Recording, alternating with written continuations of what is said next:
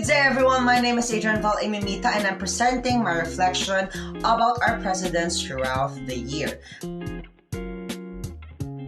Diosdado Pangan Macapagal Sr. Was born on September 28, 1910 and died on April 21, 1997. He was a Filipino lawyer, poet, and a politician who served as the 9th President of the Philippines, serving from 1961 to 1965. And he is known as the 6th Vice President, serving from 1957 to 1961. After receiving his law degree, Macapagal was admitted to the bar in 1936. The thing that I have learned for the first time about President Diosdado Macapagal was that he stopped his studies momentarily and shifted to a law school, the Philippine Law School, and then stopped again. I was shocked by the fact that President Diosdado Macapagal needed to raise enough money to continue his studies at the University of Santo Tomas because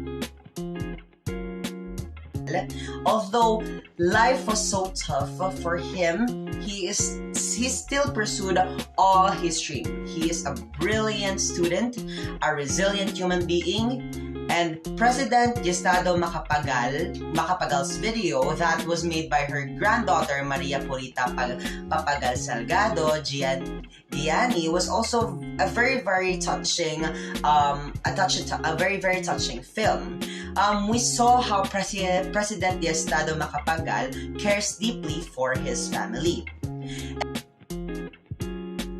I think it would really be helpful if we reform or help the economy of our country more, just like what President Diosdado Macapagal did. He introduced us to the free currency exchange market. He liberalized foreign exchange and import controls.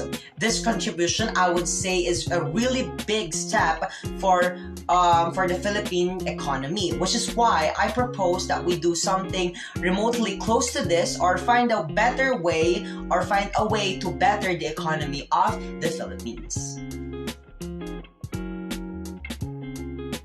President Carlos Garcia, a man of few words, a tactician. He was born on November 4th, 1896 and died on June 14th, 1971. He was a Filipino teacher, a poet, an orator, a lawyer, a public official, a political economist, a guerrilla, and a Commonwealth military leader who was the 8th President of the Philippines. One of the few things that surprised me about this topic, or about Carlos P. Garcia, is the fact that he was a chess player. Maybe he did not come across as a chess player at first because of the way he looks, but I think that is one of the things that really surprised me about this topic. And also, the fact that he was called an unexpected president. As was mentioned in the video presentation, he was called an unexpected president because he was a politician for a very long time. And finally, the thing that surprised me the most is the fact that he is a literary genius. It didn't surprise me as much as the others. However, I think it was a very pleasant surprise to know that he is a literary genius, considering that he is a Filipino teacher. All states enjoy sovereign equality.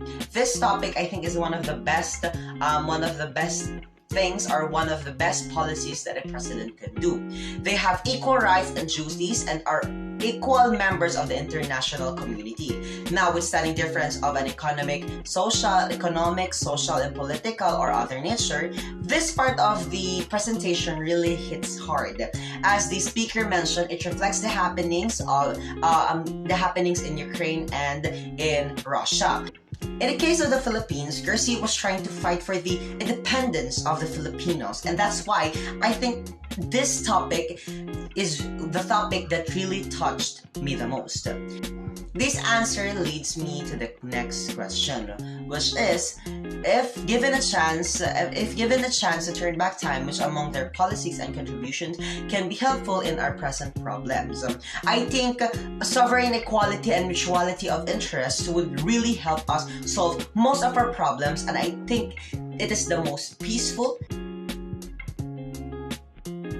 Fidel V. Ramos, also known as FDR and Eddie Ramos, was born on March 18, 1928 and died on July 31st, 2022.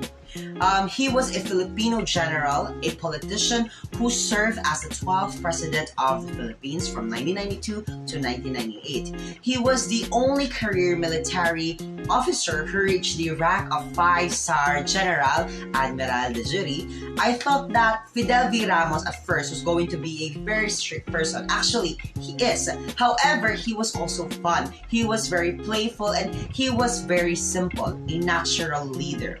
I also love the fact that he is a very comedic person. I think that is one of the things that I did not expect from him, but I think it's what makes him much more endearing and much more a people's leader.